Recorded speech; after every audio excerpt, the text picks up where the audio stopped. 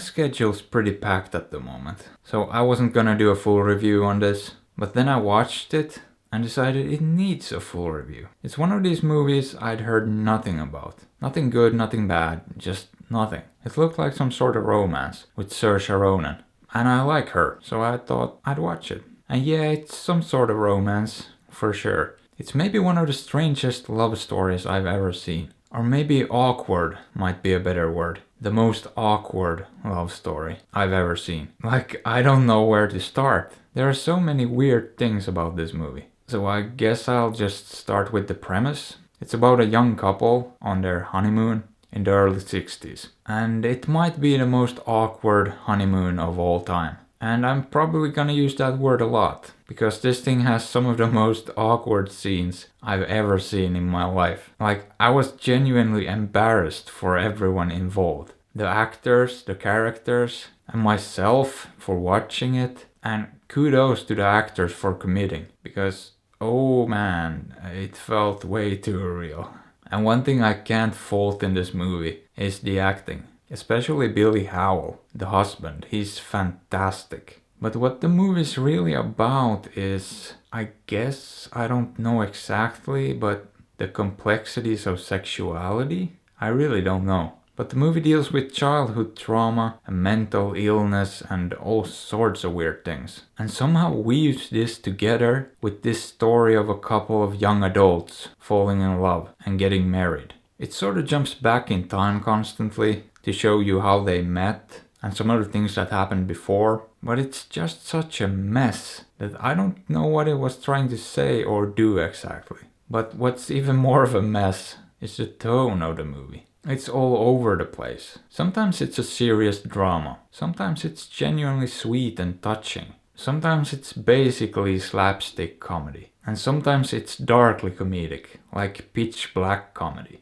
And it bounces around so much that sometimes a serious scene feels serious, but at other times you're not sure if it's intentionally darkly comedic or not, or if it's actually supposed to be serious this time. And that's one of the most baffling things about this movie. I'm not sure what's intentional and what's not, and that kind of mesmerized me. I thought this movie was just so incredibly fascinating. Like a train wreck, I just couldn't look away. And I just had to know where it was going next. I had to. And oh boy did it pay off. Because one of the last scenes was something truly special. I mean, to set the stage here, the scene before it was heartwarming, really sweet, genuinely touching. And then they did something so misguided, I still can't believe they left it in the movie. They decided to jump ahead to 2007. And when I realized what was happening, I just audibly went, oh no. You see, instead of casting some old people to play the couple as 70-year-olds, they decided it would be a great idea to try to make 25-year-olds look like 70-year-olds with makeup. And the results were terrifically bad. And the fact that the scene was supposed to be this emotional climax of the movie was just the cherry on top. I mean, the juxtaposition was almost too perfect. This really emotional scene with people wearing what looked like these rubbery masks. I was literally tearing up from laughing so hard. To me, that was one of the funniest moments in recent memory. And that's basically when I realized that they just had no idea what they were doing with this movie. And I have no idea what was intentional and what wasn't. But what I do know is I enjoyed the ride. And I kinda love this movie.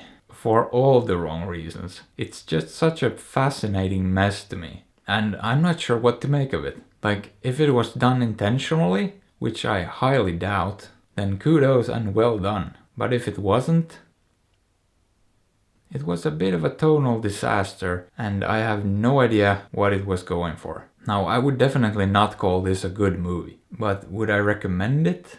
No.